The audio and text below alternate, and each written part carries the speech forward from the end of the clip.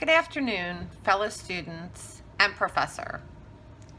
Would you be surprised to learn that most of us owe our lives to a milkmaid with a clear complexion and a cow named Blossom? I know I was. When I first started doing my research on vaccination, I had no idea in what direction it was actually going to take me. But I decided to start at the beginning of the beginning.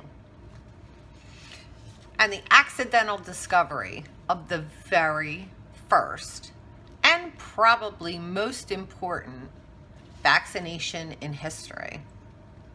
So while my question may have seemed strange to you, today I'm going to show you exactly how Blossom and Sarah the milkmaid are responsible for saving millions of lives.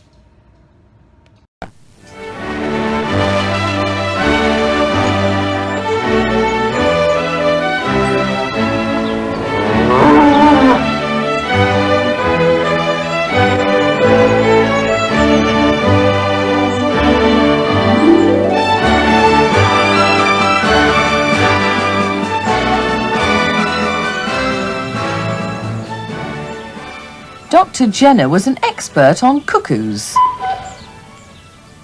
He was also a good scientist because he asked the right questions.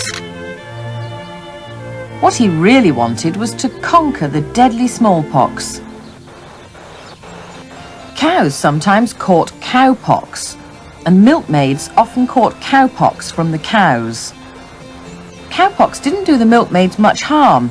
What interested Jenner was that they never seemed to catch the deadly smallpox. Thousands used to die from smallpox. Why not milkmaids?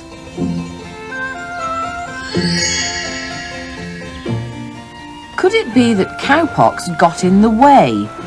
Could catching cowpox stop them catching smallpox? To test his theory, he needed someone young who hadn't had either cowpox or smallpox. He chose James Phipps, aged 8 3/4.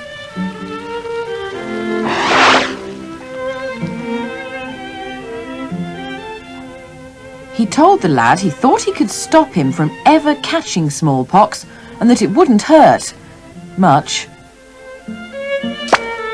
Then he took some pus from Sarah's cowpox and rubbed it into 2 small scratches on the boy's arm. Cowpox was called vaccinia, so Jenner called his invention vaccination. In a few days, James was poorly with cowpox, but he soon got better. 6 weeks later, Jenner took pus from a smallpox victim and deliberately tried to give James Phipps the deadly disease. There was no cure for smallpox. But James didn't get smallpox. He lived to a ripe old age, and now smallpox has been wiped out thanks to Edward Jenner and his vaccination. As you have just learned in the video, thanks to surgical apprentice Edward Jenner's accidental discovery of the smallpox vaccine, we are all safe from the speckled monster, the term used to describe the deadliest disease humanity has ever known. According to the Origin of Vaccines presentation by Open Minds, it claimed 400,000 lives a year in the 18th century alone. And between the years of 1900 and 1980, 500 million people died from this horrible disease. With a 30% mortality rate, it was able to wipe out some villages quickly. Those who survived were left with gruesome deformities and many with blindness. According to Larry Brilliant, an American epidemiologist, smallpox was the worst disease in history. It killed more people than any war in history. Smallpox existed for thousands of years, spread through the air or by direct contact with the infected. When the mummified body of Pharaoh Ramses who died in 1157 BC, was found. It was discovered that he had the pustular rash from smallpox. This finding became the earliest physical evidence of smallpox, according to the Center of Disease Control reports. Traders, crusaders, and explorers all carried the virus from country to country and continent to continent. The disease decimated many ancient civilizations and made it easier for conquerors to take control of populations and eradicate them. Because the population was so small, they were unable to fight back. The extinction of the Incas and the Aztecs can be directly connected to smallpox. The speckled monster wiped out 90% of the American Indian population and between 50 and 70% of the Aboriginal population in Australia. So, fast forward to 1796 in the small village of Bristol, England, and our friend Edward Jenner.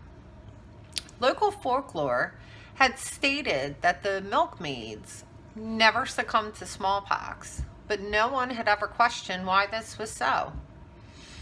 One day, Jenner overheard a milkmaid bragging that she would never get smallpox because she had had cowpox, a similar but typically non-fatal virus. "I shall never have an ugly pockmarked face," she said. This, sadly, was one of the after effects of the disease if you were lucky enough to survive it. This prompted him to experiment with James, the son of a friend, who became his human guinea pig. And soon he discovered what became known as the first vaccine ever.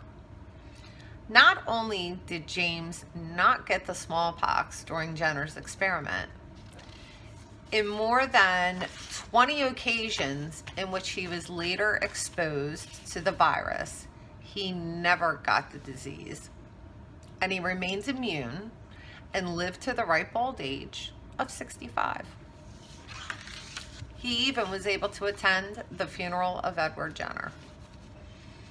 5 years later, in 1801, vaccination was declared a public health priority by President Thomas Jefferson. But it was not, however, until 1980 that the disease was completely eradicated.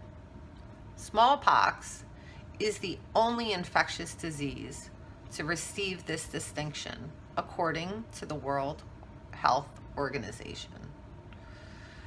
The World Health Organization started the smallpox eradication program in 1966. WHO planned a global affront, making vaccination available in all countries in its vigorous campaign to banish smallpox from the earth. The story of the discovery of vaccinations and their use reveals how important these practices are in maintaining good health and longevity.